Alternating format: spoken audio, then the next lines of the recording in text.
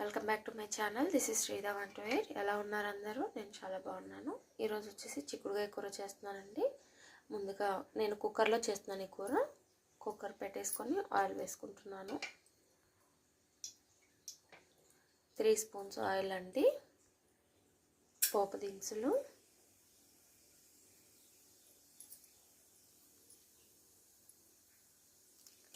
పచ్చిమిర్చి, కరివేపాకు, ఆనియన్ ఇది ముందుగా వేయించుకోవాలండి.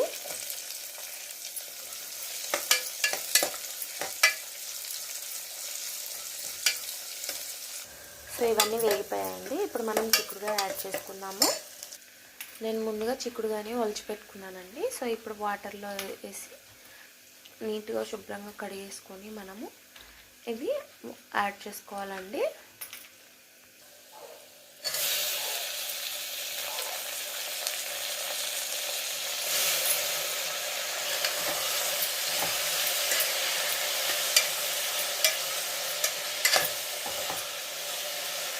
సో మనం చిక్కుడుకాయ వేగే వరకు మనము టమాటోస్ కట్ చేసి పెట్టుకుందామండి.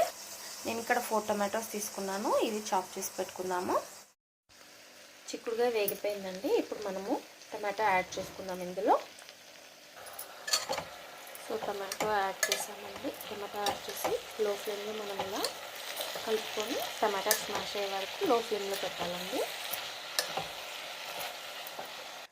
మనం ఇప్పుడు కొంచెం ఇందులో పసుపు, రుచికి సరిపడా ఉప్పు అండి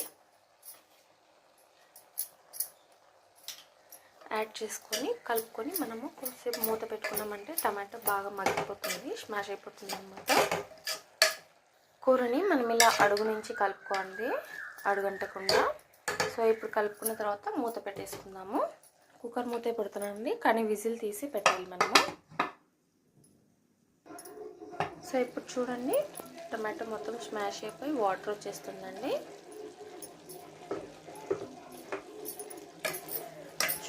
టమాటో స్మాష్ అయింది కదా. లేదు టమాటో ముక్కలు కనిపించకూడదు అనుకున్న వాళ్ళు ఇంకా కొద్దిసేపు క్లోజ్ చేసి పెట్టుకున్నారంటే ఆ మిగతా టమాటో కూడా స్మాష్ అయిపోతుంది అన్నమాట. సో ఇప్పుడు బాగా ఉడికిపోయిందండి. ఇప్పుడు మనం ఇందులో కారం,